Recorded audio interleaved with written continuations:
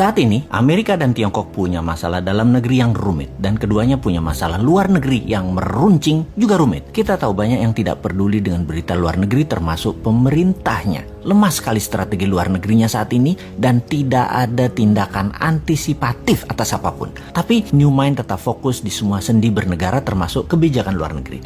Kita bahas dan apa efeknya untuk Indonesia. Adakah ancaman resesi keuangan Amerika yang katanya punya hutang yang jatuh tempo Oktober tahun ini?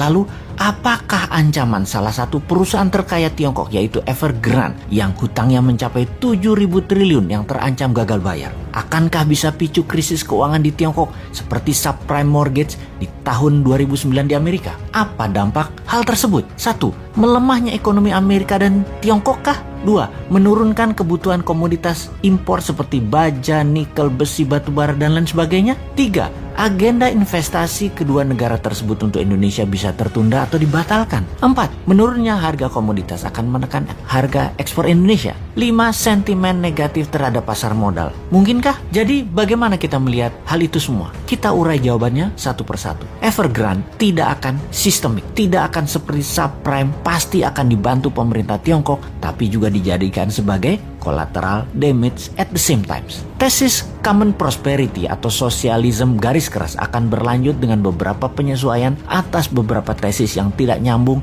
dengan tujuan jangka panjang Tiongkok. Salah satunya kripto yang sudah mulai dilarang di Tiongkok selain mengambil sebagian kekayaan orang kaya di Tiongkok. Capital flight sudah dan akan terus terjadi dari Tiongkok dan Hong Kong. Beneficiary-nya atau yang diuntungkan justru Singapura dan Malaysia. Ini yang di Asia Tenggara, bukan Indonesia. Di Singapura sudah sulit saat ini untuk cari Rolls Royce dan properti lux karena sudah diborong oleh orang Tiongkok dan orang Hong Kong yang hijrah. Mereka juga sudah banyak yang mendaftar untuk jadi PR atau permanent resident dan warga negara Singapura. Jadi kita detailkan untuk menjawab pertanyaan.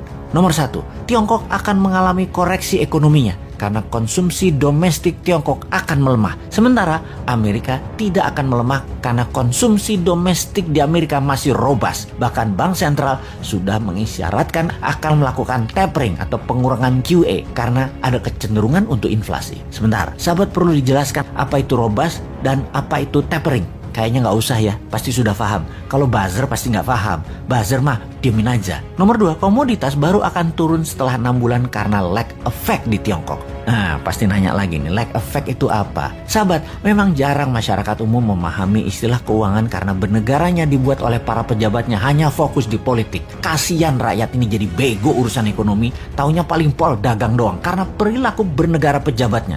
Tapi tenang, rakyat tidak paham tidak apa-apa, tapi pejabat yang berkuasa ternyata juga tidak paham seperti kali ini. Itu memalukan. Jadi apa itu lag effect? Oke, saya terjemahkan pelajaran kampus aja artinya. Bahasa Indonesia cari dewe ya. Oke, lag effect is the potential ineffectiveness in fiscal policy due to the time it takes to recognize an issue. Dah, itu aja artinya. Cari sendiri ya artinya. Kita lanjut. Nomor 3, capital flight dari Tiongkok nggak akan ke Indonesia. Amerika dan Tiongkok telah melakukan QE masing-masing sebesar 5 triliun dolar. Amerika 4 triliun, Tiongkok 1 triliun dalam 20 bulan terakhir. Tapi nggak akan ada imbasnya ke Indonesia secara berarti. Pasti pada nanya lagi, QE itu apa? Wes, kali ini Bosman jadi orang belagu dah, sok berilmu. Niatnya cuma satu sih, nantang manusia yang katanya terbaik bidang ekonomi. Oke, QE itu adalah quantitative easing. Terjemahan bebasnya adalah printing money. Wes, paham ya? 4. Harga ekspor komoditas akan terkoreksi setelah 6 bulan dari saat ini, tapi akan bergerak hanya turun sedikit. 5. Pasar modal akan terkoreksi sedikit tapi akan terbang kembali. Dikarenakan uang beredar di Amerika, di Uni Eropa, di Jepang, di Tiongkok masih masif. Rasio M2 terhadap GDP masih jauh di atas 100%. Jumlah M2 masih di atas US dollar 100 triliun. Ini akan terus mempengaruhi pasar modal secara positif dan kebanyakan akan dialokasikan di tesis-tesis abad ke-21 seperti teknologi, nanoteknologi, AI atau artificial intelligence, bioteknologi, robotik, dan spaceship dan lain sebagainya. Tidak akan invest di Indonesia kecuali nyedot sumber daya alam seperti sekarang yang rakyatnya nggak dapat apa-apa, negaranya nggak dapat apa-apa, pejabatnya dapat dong, masa tidak?